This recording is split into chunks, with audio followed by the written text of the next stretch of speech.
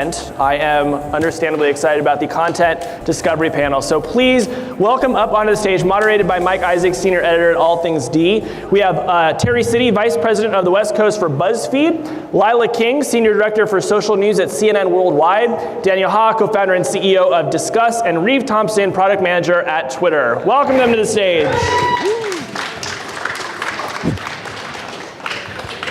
Everybody's streaming. Hey everyone. Okay, let's jump into it. We have probably the broadest sort of ranging topic in today's conference is content.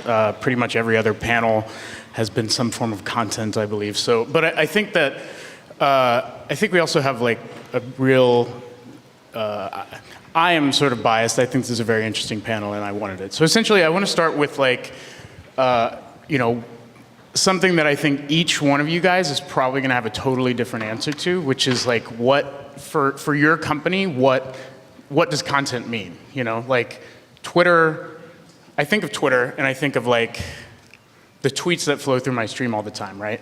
Versus the links that are actually in my stream that may be from one of these other companies on stage. So how do you guys sort of see yourselves in this sort of grander scheme of the content space, I guess? Well, I think we do view content as both things, as tweets are content, and then there's also this additional content that's often attached to tweets through URLs, you know, and so I think we have a very broad view of what content can be, and I think we try to be as agnostic as possible, and we want the content to flow, you know, and we want to be that connection that allows people to share content. Something that also, I'm going to just pick on you for a little bit. Something that also we talked about a little bit beforehand was just sort of like this difference between apps versus the web, right? And sort of content being relegated to, so say I'm an app creator, right? And I have all this stuff inside, like if I'm like Path or whatever, I do a check-in and then, you know, like, okay, that shows up, but that's not going to make it outside of my app. So if I'm like an app developer, you know, is that something you guys have to sort of think about, how that content moves freely? And I'm gonna talk to you guys about that too, but how do you sort of like deal with that? Yeah, I mean, I think in the app space, hopefully we have a really interesting role to play there. You know, because we are, you know, one of the beauties of Twitter is the simplicity, and so it's really easy and fast, and that we have great integrations on mobile. We're already, you know, we're a mobile-first company. We sort of started being oriented around mobile, and I think we've tried to, especially like with cards and with deep linking that we introduced recently, we've tried to play position ourselves to really help apps share that content and get noticed, and have a way for apps to be able to broadcast what's happening in those little walled gardens, because apps are sort of these little segmented off places. And so I think hopefully we can be this kind of connective tissue that exists between apps and sort of helps facilitate more action in the app ecosystem. Right on. So let's move over to you guys. BuzzFeed, you guys have a very sort of interesting take, sometimes controversial take on content. Like I'm thinking of the buzzy word native advertising versus, you know, actual articles that are written by journalists or something like that. How do you guys sort of see content sort of move through your site? Various ways. I would have to say, you know, content really moves from our site via, you know, users that come to our site. I mean, 75% of our audience actually comes to BuzzFeed specifically to find things to share. So we find that our content is actually popping up everywhere on other social platforms, and other publishers are seeing our content and republishing it. So we're fortunate enough to have a lot of journalists as fans as BuzzFeed, so they're reposting our stories. I repost a lot of your cat stories. Yeah, I mean, you know, we're using our own, you know, Twitter pages, our own YouTube channels to push content out. And content for us is really a lot of different things. It's serious news stories. You know, we have a very robust political vertical that breaks stories. We have, silly things like the timeline of LeBron James's hairline, which we ran yesterday.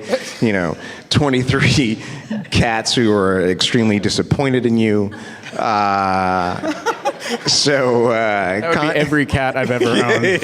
Yeah. So content for us it means a lot of different things on a lot of different platforms. So I'm just sort of like, this is another thing we can probably talk about. This morning, Facebook announced, I think Casey brought it up earlier, that it's introducing hashtags, which is something you guys are very familiar with. And I'm just sort of like curious as to how the different, not just Twitter, but how agencies like CNN or BuzzFeed or even Disqus, in the comments section, how you sort of, do we even need hashtags? So every time I use a hashtag, it's totally tongue-in-cheek. It's like hashtag bullshit, or like not actually on the topic at hand, right? Except maybe if there's a conference or something. Do we actually sort of need this sort of organizational medium in order to surface content? No. I think Twitter owns it and should be the only person that does it. And take note, Facebook. No, I love Facebook, but that's uniquely Twitter, and I think it should stay that way.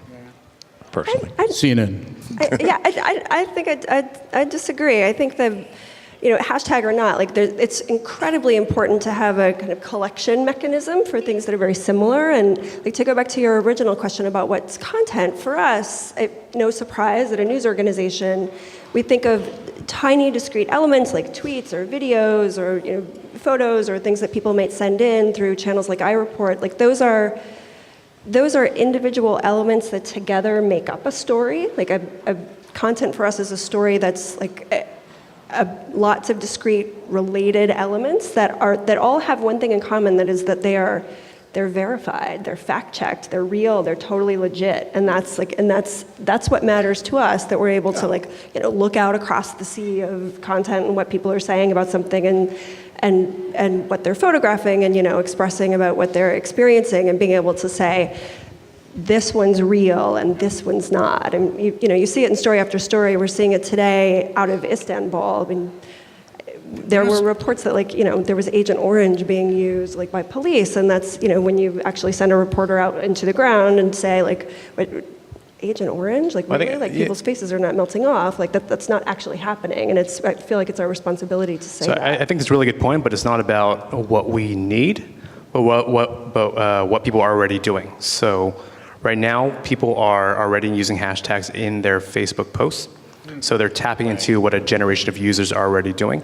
Yeah. So with Disqus, it has nothing to do with status updates or posting without context, but we see people adding the same thing as a joke, like you said, hashtag bullshit, whatever it is. It's about what people are used to doing because it's this generation of usage. And it's not really a technology or an organization of information problem. It's really about, this is what people do. So let's tap into that sort of structure and get something out of it. Are you cool with that, Twitter? Yeah, I mean, I think one of the interesting things about that is that, a lot of the conventions on Twitter are actually user-generated. They came about organically. And they came about organically in large part, I think, because people were trying to solve a problem. And hashtags are a great way of sort of dealing with the noise. And the massive amounts of information that are on Twitter, and especially when you have public forums where anyone can put information in and anyone can get that information, it's part of a method of self-organization, and that's why I think hashtags feel so Twittery, because that's the type of interaction that's happening there, and and I think it's important that someone came up with that. It wasn't Twitter actually. Wow. But I think it has Google such a natural it has such a natural fit there because Who of was the user nature. that came up with that? Oh, I'm not sure. So his name's Chris Messina. He's now at Google. It doesn't matter. What I think is fascinating though is that Dick Costolo has continually said how Twitter has this sort of problem of, think of your grandmother or something, seeing all this crazy, @ symbols and pounds and shit like flying through their stream, like it's very sort of jarring to try to figure out what people are talking about, So yes, there's this language, but it also can be sort of like an esoteric language in a way, and like maybe a barrier. And so Facebook adopting this or sort of validating that it exists or something is just very sort of, I wonder if it's going to be good for you guys, essentially. Well, I mean, I think it speaks to the power of Twitter that people can use it in so many different ways, and so I think ultimately that's a good thing. Okay, cool. So Daniel, I think you guys are in particular very interesting and sort of play into what BuzzFeed and other sites like Gawker Media do, which is sort of the comment as content, right? Like I go to some website. Sometimes I go to TechCrunch just to see all the like nasty trolling of the actual authors inside of it, mostly because like I fight with all the TechCrunch people all the time. But not really. Ryan's here somewhere. But I mean, do people? Sometimes it's also very off-putting. Like there's some real crap inside the comments section that makes it hard for me to even want to engage there. Is that something that I need to sort of, as a content creator, like, do I need to sort of go down in there and worry about the discussions going on? Are people actually coming to my website to engage in that sort of thing, or is it just like a troll pit for crazy people? Yeah, so what we do, people think about as comments, but sort of true to the name, we think about what we do as discussion, right? So comments are nice because it's very accessible. People know exactly what comments are. It's fairly ubiquitous across the internet. That's the good part. The bad part is that some people think it's shitty, right? So comments sort of run the gamut of content. It's everything from, like a discussion forum. Those discussions are comments, to the stuff that you see on YouTube. Those are also comments. And YouTube being particularly horrible in their comments section. And there's one word that sort of encapsulates all of those things. So, for us, we think that what we do at Disqus, it's really 50% of it. So 50% can be technology or experiences or software, but the other half is really about the management of communities. And no matter what you provide and no matter what you do as software, you can never make up for the fact that someone cares about what a community is. It really spends time in it. And you can see that stark difference between communities that are very well run because they have leaders, they have moderators that pay attention and really react off what people are saying, versus like big communal spaces where people are just saying things in reaction to something and people let it fly. That's very interesting. So two news organizations, right, down on the end, like how do you guys sort of even deal with that community? You guys, I could go on BuzzFeed today as a commenter and create an article and then have it promoted into an actual post, right? Like I could create some crazy dog shit and then make it like on the front page of BuzzFeed, which I think is interesting. Well, it's not quite that easy. All right, lay it out for me. We actually have people that monitor and look at the stuff that are right. And if it's interesting and it's funny or cool and our editors like it, then we promote it. But it's got to be something that sort of fits the DNA of our site. Sure. Something that's not too offensive, even though you could argue that we've crossed the line a few times. But yeah, it's sort of curated in a sense. Yeah, no, it's definitely curated. I just think it's very interesting that you draw on the power of people that actually care about whatever enough to create it and then push it up there. Like, do you have to sort of like you devote a few different people to sort of like curating this stuff and oh yeah, absolutely. I mean, we get tons of it now, so it's getting tougher and tougher. Right. I think we have to get a lot more people to do this now because everybody thinks they should be on the homepage and thinks they have something funny and interesting. So well, that's sort of the interesting thing about BuzzFeed, right? You guys are not trying to be everything to everybody. There's a fairly discrete personality to what BuzzFeed represents. Absolutely, you're absolutely right. That resonates in the community and what people say, to the content. Yeah, and that goes the same way with our brands. We have a lot of brands that want to work with us, and do things and promote things in the way they're accustomed to promoting them, but they don't align with the values of our site. So, we've walked away from some pretty large deals because we wouldn't do splashy takeovers and, blow up the front page of our site. And, so yeah, we take that very seriously. How about CNN? How do you guys sort of deal with this whole commenting, moderation sort of deal? Yeah, well, we use Disqus, actually. Oh, good for you. That's good. Yeah, so maybe that's why we're here on the panel together today. But at CNN, commenting happens. There's a pretty robust group of community managers inside the newsroom at CNN.com who look after both comments on the site and also what's coming in through iReport, which is the citizen journalism component of CNN. And one thing that's kind of interesting in the comments, I don't want to sit here and pretend that there are not stories that are crazy troll pits. I mean, that certainly happens, and CNN's audience is so mass, and it attracts a little bit of everything. But your audience just got bigger with your partnership with us. That's right.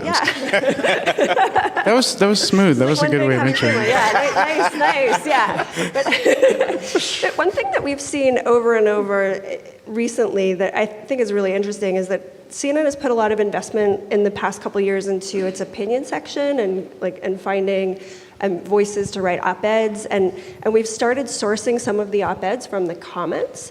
And one thing that's just fascinating to me is that op-eds that start from comments and people who are really engaged in the conversation tend to draw a pretty significantly higher percentage of their traffic from places like Facebook and Twitter than op-eds that don't start from conversation, that are just somebody making a phone call to some dude who's written a book, which says to me that it's we look to the comments and we look to signals for what's gaining traction and what people are upvoting versus downvoting, right? And what people who have kind of consistently written on a topic or commented on a Chavez story over and over and over and over again, and they've sort of created their own kind of audience and group of people who want to help share their story. We've seen CNN do a really good job doing that sort of content creation or discussion curation out of what people are saying, because in a brand as broadly exposed as CNN, something that where everyone sort of knows what that is and would visit CNN as a news source,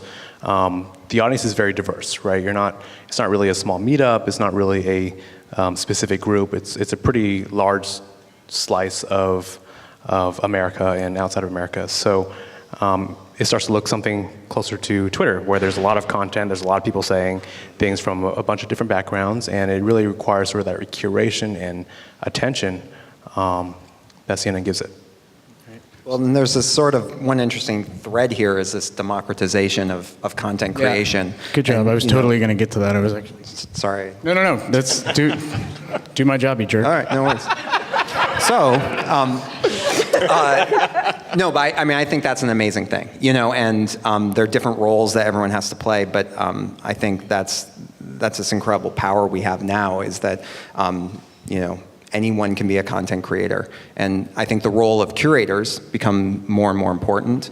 In some ways you can almost say a hashtag is a type of curator. So for all this, I think that's the underlying theme, which is this really amazing thing. That's sort of what I was angling to get at. I think that Twitter plays this very interesting role in that. So I'm thinking about the Boston bombings a few months ago or whatever, right? I was in my hotel in New York at 10 at night or something, and the dude is in the boat, and everything is crazy, and we don't know what's going on. And so I have CNN on the TV, right? And then I have Twitter, I have my TweetDeck thing open, and all these tweets are scrolling through.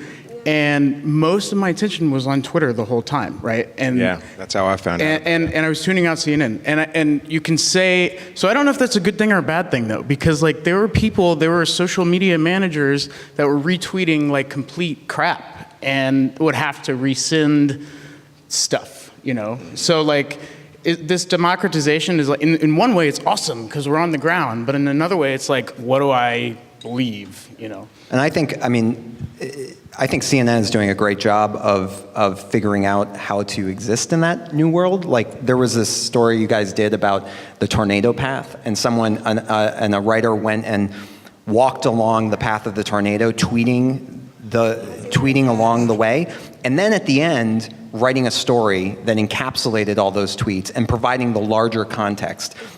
And that was this amazing interplay between those two experiences. And I think that there's a lot of value to be created there. But it's not an either or. You know, they can work together. Yeah, hashtag tornado walk, by the way. Did it work? Did people actually follow the hashtag when he was tweeting it? Yeah, exactly. Yeah, and then what's interesting about it is that he came back home from Oklahoma and like actually wove a narrative out of the snapshots that he'd taken along the way, and like tried to see, like, he walked 17 miles and, you know, met so many people and took pictures of, you know, these like absolute horrible devastation, and in the midst of it, you know, it's kind of hard to make sense of what you're seeing, but then you get back and you look at all that whole string of tweets and images and interviews and people you met, and you're able to kind of construct like the narrative that is the tornado. In the case of his story, like that the tornado didn't necessarily destroy like that entire town, right? That it was that they'll overcome it, and it's about like the context and a story out of all those elements. Okay, I have a question from from Twitter, I guess, for you, for BuzzFeed. Do you consider yourself a friend or possibly a competitor to content sites like Funny or Die? Friend. Elaborate, please. I mean, look, I mean, they're, you know, College Humor, Funny or Die, they pick up our stories. We pick up their stories. They're a partner that we monitor. We you know, part of what we do as far as our content creation from our editors is we're paying attention to what's trending, what people are watching online, what people are sharing, and that helps us create, you know, great content. So yeah, our editors are looking at Funny or Die. You know, we're posting some of their stories. They're obviously picking up some of our stuff. So definitely a friend. I mean, I don't think we really have an enemy out there right now. I think, I don't think we have a real, true competitive set. Well, I'm thinking of who you have to have an enemy. I'm thinking you gotta. No, well, I mean, who is it? No? At least I haven't read about any yet. There's some haters out there, but none that we feel are threatening to us. People who don't like animals. yeah. What's that? No more cat operating systems. Right. Exactly. Yeah, there you go. No, but yeah, friend for sure. Right. For sure. So we're almost out of time, but I just want to get a quick. I'm a very product-oriented person, or at least in the stuff that I cover, and so I want to get a sense of where you guys all are in terms of actual products, software products on the websites or apps or whatever that you feel help your users sort of like discover content, I guess, in a better way. And I'll start with Twitter, who I often give a hard time for your Discover tab being sort of not fully there, right? Do you think that's fair? So let me just answer it this way. Yeah. I've been at Twitter only for 8 months, right? And You're a new guy. That's perfect. Just say whatever you want. Yes. What do I have to lose? No. And so one thing I would say is that I think one of the great things about the company is very aware of the areas that are not as awesome as we'd like them to be, and working really hard on those areas. And so all the things that I'd like to answer, I can't talk about yet because good company, man. Yeah, well, no, because I think we're really working hard on some of those problems and have some amazing things, seriously, in the works. Right on. Okay, cool. That I can't talk about. Just tell me when they come up. Daniel, what do you got going on? I actually like the Discover tab on Twitter I was using earlier today. It's fantastic. Just want to say that. Not in my product area at all, actually. So, but I appreciate it. So a little context. So Disqus is known for commenting, of course. We're used on about 2.5 million sites like CNN, reaching a lot of different types of different audiences. Discovery is increasingly becoming an important part of how we think about product. So after commenting itself, discovery is the second most sort of used functionality. So we're driving, this is a new product for us in terms of like doing discovery within Disqus. We're driving over 1 million clicks toward publisher sites every day. And this is people who are talking about a topic they're interested in and hungry for more. And they're looking for something else to talk about. So, for example, if there was an article around Prism, it's not just articles around that specific news breaking out, but also around the topics of privacy, around internet policy, and people are sort of using what we're doing to kind of branch out and have further discussions. So there's a seed there that we're excited about, and we're just expanding on that. Right on. Lila, we gotta end. So you real fast, and then at the end, Terry. So we think about it a couple of ways. One, like how we craft our content so that people who might like it would actually find it. So like CNN acquired a company called Zeit not all that long ago, right? That Totally. thinks about like how to match your interest to stories, and you see that on CNN.com now. And obviously we think a lot about how those same rules apply to reporters who are trying to figure out like where they should be focusing and what they should be covering, and there's all kinds of fun stuff to do there. That's like a whole nother panel. If we had like a LinkedIn guy here and like these acquisitions of the Zeits and the Pulses and stuff, that would be super interesting. But that's another day. Terry. I would say, we're not really doing it through apps or technology. We're just doing it through partnerships and, launching new products. Our new partnership that everyone knows about with CNN. Our new BuzzFeed YouTube channel from a video perspective. So we're just, increasing our partnerships and, increasing products that continually push BuzzFeed content out there. Right on. Okay. Thanks, guys. Thanks so much for coming. Thank you.